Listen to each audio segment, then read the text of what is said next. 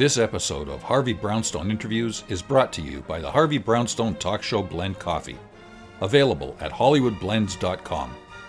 Everyone's saying it's the best coffee they've ever tasted. Why not give it a try and see for yourself? Hello, everyone. I'm Harvey Brownstone, and today's guest has quite a fascinating and important story to tell. She and her 6 siblings were raised by her parents, Julian and Clare Ambrus, who were highly respected doctors in Buffalo, New York. Although she and her siblings were given very few details of her family history, she knew that her parents had immigrated to America from Hungary in 1949, and her paternal grandmother came from Hungary to live with them in 1956. And she knew that her parents were Catholic, and that's how she was raised. Then, in 1983, at the age of 27, she learned quite by accident that her father and his family were Jewish. And then a miracle happened.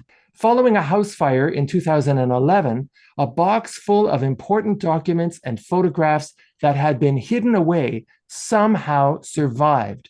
The contents of that box launched our guest on a quest, an intensive search to uncover her family history through a meticulous and arduous process of examining gravestones, newspaper ads, and a myriad of government, school, and synagogue records.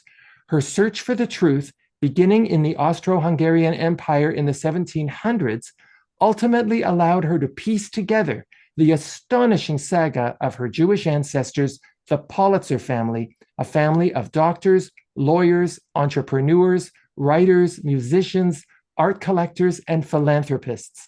She learned of their remarkable struggles, bravery, and resilience in surviving religious persecution, wars, epidemics, economic upheavals, and of course, the Holocaust perpetrated by Nazi Germany in World War II. Our guest has written a compelling book entitled The Politzer Saga, which not only honors the memories of her lost family and shows us how finding our roots can help anchor your own place in the world, but more importantly, she's illuminated the history of the Jewish community in Hungary over 300 years, showing us the destructive power of hatred, dehumanization, and injustice, a powerful story encompassing issues that sadly still resonate today. The Politzer Saga is also the subject of a permanent exhibit, which was launched in August 2021 at the Rumbach Synagogue in Budapest. I'm delighted to welcome Linda Ambrus Broenniman to our show. Linda, thank you so much for being here. Harvey, thank you so much for having me. It's quite an honor. I want to start by asking you, how exactly did you find out that your father was Jewish? But that was, as you said, totally by accident. My sister is a doctor and was going to a medical meeting in Montreal. She stayed with her godmother, Eva Orban, and she just, when they were talking, she just asked what she thought was an innocent question. She said, "What was my great-grandmother Margit like?" And Eva replied, "Like all Jewish mothers, she ruled the roost." And my sister sort of took a, "What do you mean she's Jewish?" And she said, "Whoops, I thought you knew." So she came back from Montreal and told my older brother, and my older brother told me. So that's how we found out, quite by accident. When you were growing up, did you ever suspect that your parents or your grandmother were hiding details of their family history from you? Well, it's interesting in retrospect. I didn't think about it at the time, and it never entered my consciousness. But I think growing up, I think we always knew there were secrets, there was something, and it was just this feeling that we had. I think it was totally subconscious, but we just sort of felt there were secrets, and we didn't know what they were. We had no idea what they would be about. Your paternal grandmother came from Hungary to Buffalo to live with your family in 1956. Her husband, your grandfather, Sándor Ambrus, who was a prominent lawyer and bank executive in Hungary, died either in a concentration camp or on a death march. What did your grandmother tell you about how he died? Well, she did say that he was in concentration camp, but what she said was he was a leader in the community And so the Nazis took many leaders in the community as well as Jews. So I didn't really think about it. I accepted the story as real, as true. So you thought he was just a political prisoner. Exactly. Exactly. You discovered your father was Jewish in 1983. In 2016, you obtained possession of the box that survived the house fire, but your father didn't pass away until 2020. So once you had the contents of the box, did you sit down with your father and go through those documents so he could fill you in on some details of your family history? And no, I'll take you back to 1983 first.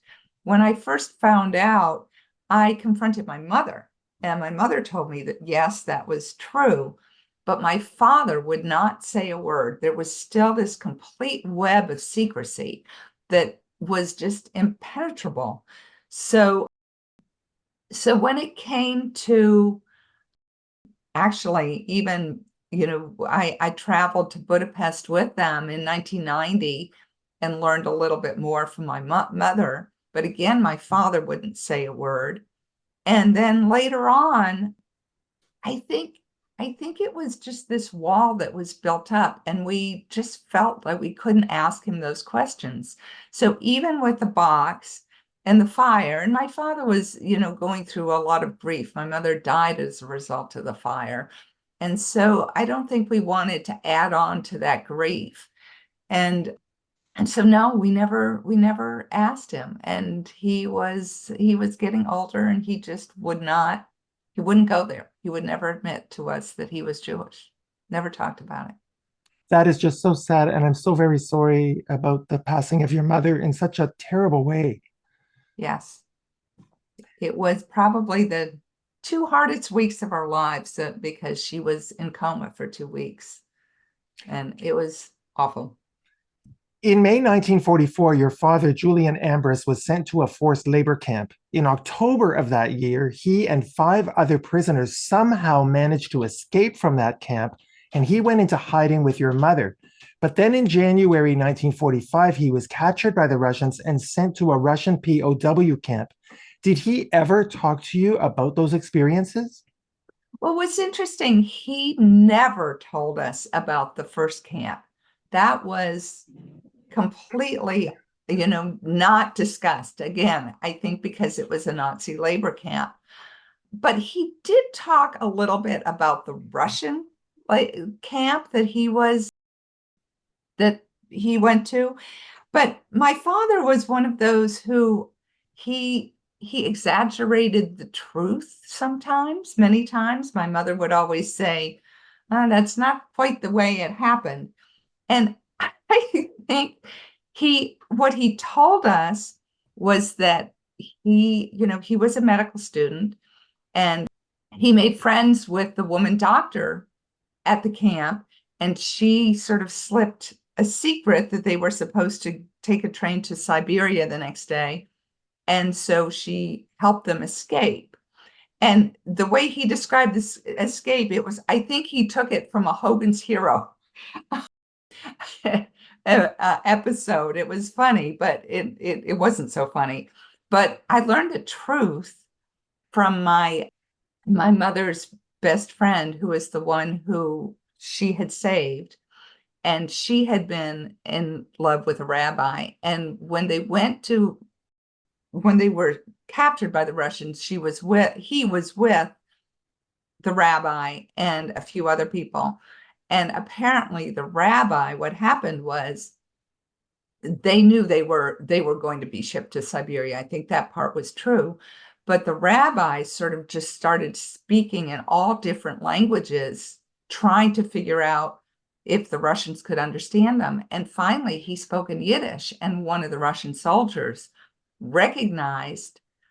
understood Yiddish, and felt sorry for them, and realized that they weren't Germans, they weren't German Nazis, they were actually Hungarians, and gave them papers and allowed them to leave. What a miracle. Yeah, it was a miracle. Now, as I mentioned in my introduction, you embarked on your family research after discovering the documents and photos that were in the box that survived the house fire. I want to read you something you wrote in your book about that journey. You said, and I'm quoting you here, Linda, "The path to discovery is rarely a straight line. There are twists and turns and disappointing dead ends. It requires a relentless commitment to finding answers and overcoming obstacles, especially when the lights at the end of the tunnel are answers to questions that no one wants to ask." Linda, were there times during this process when you thought of giving up? When I first started, and again, I'm going to sort of go back in history a little bit. In 2006, my mom was awarded Righteous Among the Nations. And after that, I really did want to find out what happened. And that's when I got in touch with her best friend who lived in Sweden. And she had come to Baltimore for a medical meeting. And so I got together with her actually a couple times, both with she and her husband. But when I would ask questions, she would just say, they're too painful. I can't talk about it. So she would give me little snippets that, would lead me to something else. But then she would say, oh, they're way too painful. I can't talk about it. And so it's those kinds of things that people just didn't want to relive the past. And it was so frustrating to me that I couldn't get more of these stories because they were so rich. But, and then when I found the box, once I found the box, I was really determined.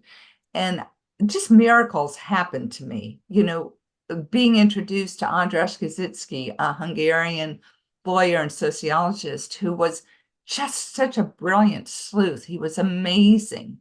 So it's those kinds of miracles sort of kept me going. And by that time, 2016, I wasn't gonna stop at that point. I couldn't. What advice do you have for other people who are interested in tracing their family history? Start early. Don't let those, it's just have those conversations and push when people don't want to give you the answers. And, unfortunately, when I started, most of the people had died or were in, their later stages of their life. I wish I had started way back even in 2006, but even earlier in 1983, I could have maybe really learned so much more. Oh, for sure. Now, in the Yeah. course of your research, Linda, you discovered that a number of your father's ancestors in Hungary converted from Judaism to Catholicism. And the reason is obvious. They wanted to escape the anti-Semitism and persecution of Jews. But did conversion to Christianity offer any real protection for Jews during the Holocaust? No, not at all. I mean, even if you were, I think, 1/8 Jewish, so you had a great grandparent who was Jewish, you were considered Jewish. So no protections. But I think, a lot of people converted, I think, in the early 30s, believing that there would be some protection because Hungary didn't enter the war until 1944. So they were much later than many of the others. But it didn't end up mattering in the end. Yeah, that's what I think too. I mean, your paternal grandfather, Samuel Gluck, changed his name in 1912 at the age of 23 to Sandor Ambrus. And he and your grandmother converted to Catholicism in 1938. But on his certificate of registration, he was required to state, "I declare that I am to be regarded as being Jewish." And in fact, he was deported to Auschwitz in 1944 and died. So converting to Christianity was ultimately useless, right? Exactly. Yeah. I want to take a moment and pay tribute to your mother, Clara, who was a real hero. In 2006, she was named a Righteous Among the Nations by the Yad Vashem Holocaust Museum in Israel, as you mentioned. That is the highest honor given to non-Jews who took great risks to save Jews during the Holocaust. She was Catholic, and she hid a number of Jews, including your father and his family, in an abandoned factory in Hungary. You must be so incredibly proud of your mother. Absolutely. And I will tell you, just, I guess 3 weeks ago on May 5th was Yom HaShoah. And in Buffalo, they did a mural honoring three righteous among the nations, all Hungarians, and actually my parents knew them all, who had been honored as righteous among the nations and made Buffalo their home. And there was a mural that was sponsored by the Buffalo Jewish Federation and Artists for Israel, and Roswell Park Memorial Cancer Institute, which happens to be where my parents worked for most of their career. And there's just a stunning mural painted by a Hungarian called Taker Two.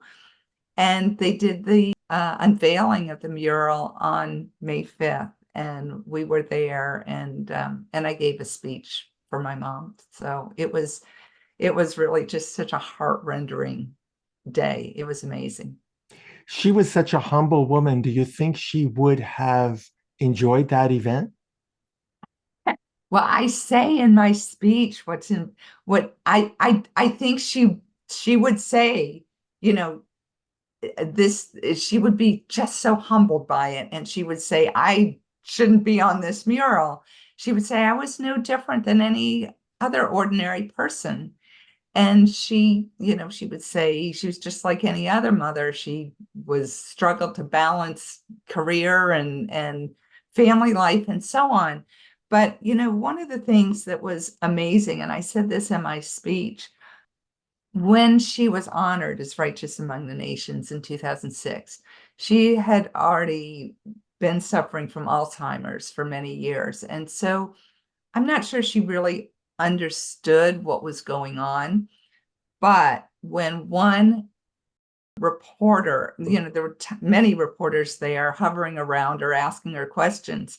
But one reporter asked her, how did you have the courage? And she said, I did what any decent human being would do. And that was my mother. And it was amazing to me that, with Alzheimer's, she could still say that.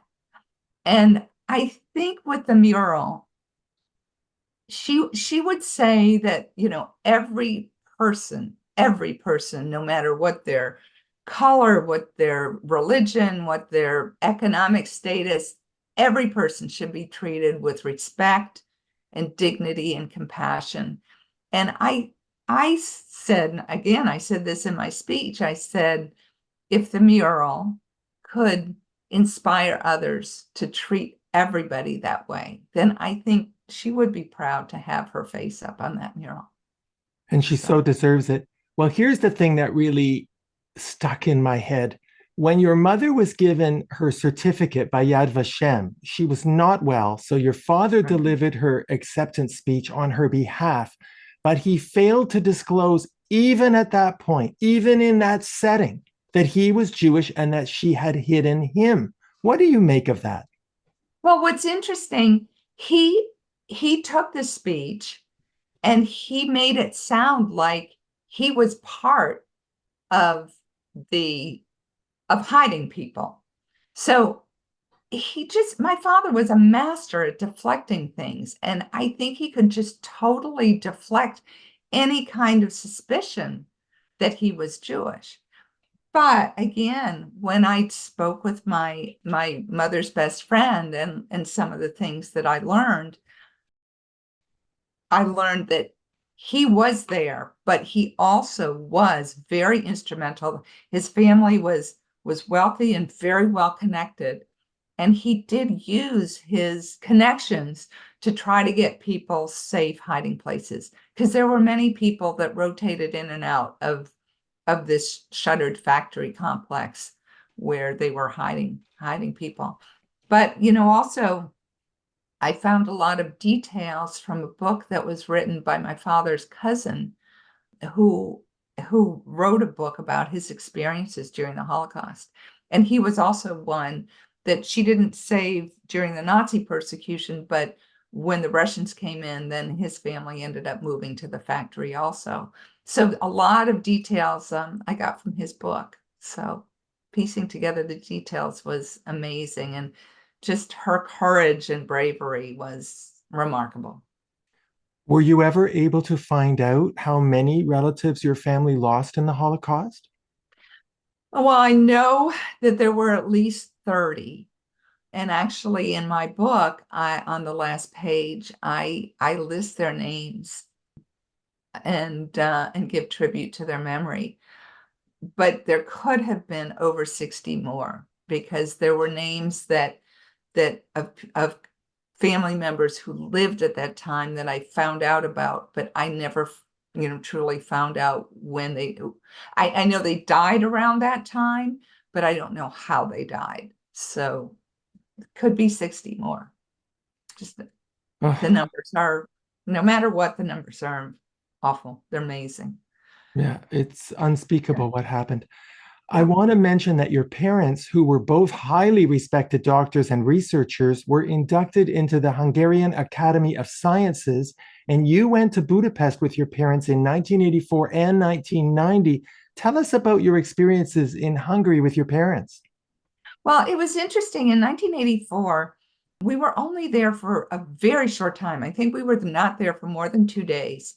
And it was, still the Russians, it was under Russian occupation. And I could tell my parents were extremely nervous about being there. And I think much relieved when we left. But in 1990, the wall had come down and things changed dramatically. And my father was there for work. He was consulting with a pharmaceutical company who wanted to put a branch in Hungary. And so I really got to spend a lot of one-on-one time with my mother. And by that time, I had learned about our Jewish heritage, or at least, just knew that my father was Jewish. So I used the opportunity. I just peppered my mother with questions for probably 4 or 5 days straight. And she told me a lot of things, but what was interesting is they weren't all true even then. I think she was still protecting my father. And I think that's a tribute to their true love. No matter what, she was going to protect my father. What do you think she was protecting him from once you were in the United States and they weren't in danger anymore? Well, when they first came to the US was still very anti-Semitic.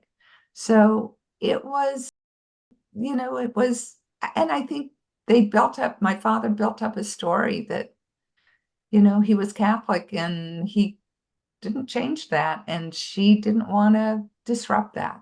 So I think that's what she was protecting. She was protecting the secret. You went back to Hungary in 2019 to see some of the places that were significant to your family. Tell us about that experience. Oh my goodness, it was amazing, because at that point I had been working with Andras Kaczynski for three years, and he had arranged all of these places where we would go. And I have to tell you, the most heart-wrenching was to go to the Cosmos Street Cemetery, which was a Jewish cemetery. And just amazing to see the crypts of my family. It was, I never thought cemeteries would be a place where I would connect, but it was a place where I really did connect with. I felt the connection with my relatives. It was amazing.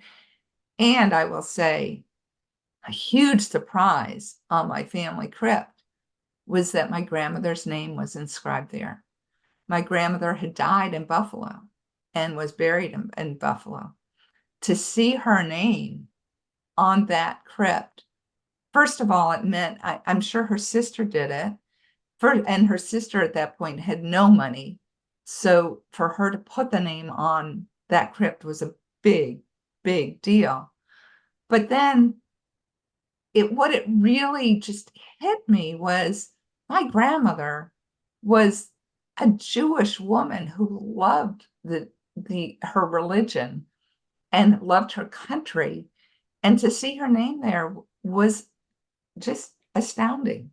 It was astounding. And it sort of made me feel like I really didn't really know my grandmother. So, And yet it must have made you feel like she was also there with you in that moment. absolutely. Absolutely. Yeah. Well, Linda, can you articulate into words for us what the personal impact is on you of discovering the truth and finally knowing who your ancestors were and where you came from? What does that do to your emotional well-being? That is such an incredible question. I think, growing up with secrets, it just has a weight on you that I think I wasn't even conscious of. But it was this weight, and it was also this feeling like something bad is going to always happen. It was hard to be optimistic, and it was hard to understand where this weight was coming from because I didn't know. And and also I think I my parents were very supportive of our goals. So it's like we were supposed to have wings, but we didn't have roots. And to find that we had roots, that I was really I felt like, okay, I really was meant to be on this earth. I have roots. I have family. I have people that had I known them, I know I would have loved them and they would have loved me. And while my parents gave me a lot of love and my grandmother gave me a lot of love, there was still this weight. And I think by knowing who my ancestors were, knowing that I actually belonged on this earth, it just gave me a freedom that it's hard to put into words, but there's a freedom there and more of an optimism of I belong and I'm meant to be. So yeah. Well, I don't know if this makes sense to you, but I felt as I was reading the book that there was a certain sense of freedom that you've released your father from the secret, that wherever Yes. he is, the weight is off his shoulders now. Whatever guilt he may have had because he married outside the faith, whatever guilt he may have had that he had to keep this secret and didn't raise you as a Jewish family, was released because you've set out through your book to clear the air and make the universe unfold as it should. Does that make sense? It absolutely makes sense. And I will also say, I mean, when I think when I first found out, I was angry with my father. I was angry for not telling us the truth. And I wanted the truth. I needed to discover the truth. And so I think by discovering all this and learning more about what he had been through, I think forgiveness is another piece of it that helped to set me free. Now, as you know, Linda, according to Jewish law, you're considered to be Jewish if your mother was Jewish, but your mother was Catholic. So do you consider yourself to be Jewish at all? Well, I have to tell you that religion has not really played a big part in my life. Even though we grew up Catholic, I was never particularly religious. So I am so proud, really proud to have these Jewish ancestors and so inspired by their deep faith and how they, no matter what they faced, and they faced death, they did not give up their religion. My great grandfather, he had he was allowed to to be free from the Jewish restrictions. He got a special letter from Governor Horthy, and he did not want to take off the yellow star because he said, I wear my Judaism with pride. And that to me is, I mean, I'm so inspired by that. But as far as the religion itself, I just, I sort of don't consider myself any religion. So, yeah, What do you think your parents would think of the book? I think they would like it. I think, just as you said, I think it would help free them from the secrets. Well, Linda, I have only one more question for you, and it's this. When you look at the miracle of that box of documents and photographs surviving a fire, and then the good luck you had in being able to uncover so many facts about your family history, do you ever feel that maybe the spirits of your ancestors were helping you to get to the truth? Absolutely. I really feel like they were there. And through this whole process, and part of the reason I had to write the book, it was my way of connecting with them and understanding. And I do feel like they were there with me the whole way. There were so many miracles that happened. So yeah, I think there was some spiritual hand that was helping. I do too. I think it was very clear as I read it. Well, Linda, it's been a real pleasure meeting you and having this opportunity to discuss your amazing book. Thank you so much for writing the book and for immortalizing your family and for educating the public about the history of the Jewish community in Hungary. And most of all, thank you so much for taking the time to appear on our show. Oh, thank you, Harvey. It was an honor to appear on your show, and I really appreciate your having me. Thank you. It's a wonderful conversation also. I just loved it. Thank you. I did too. Our guest has been author Linda Ambrus Broenniman, whose book, The Politzer Saga, is available on Amazon and wherever books are sold. You can learn more about the book and about the Politzer Saga exhibition on permanent display at the Rumbach Synagogue in Budapest by going to the official website, politzersaga.com. My name is Harvey Brownstone. Thank you to my producer, Steve Silver, my managers, Rick and Robin at the Marcelli Company in Hollywood, my director of programming, Robert Monaghan, my PR directors, Eileen Shapiro and Jimmy Starr, and my entire team at the XPTV1 network in the UK. Thank you all for joining us. See you next time. Thanks for watching. Be sure to check out all the great interviews on the Harvey Brownstone Interviews YouTube channel. Don't forget to subscribe and ring the bell to be notified when new videos are posted.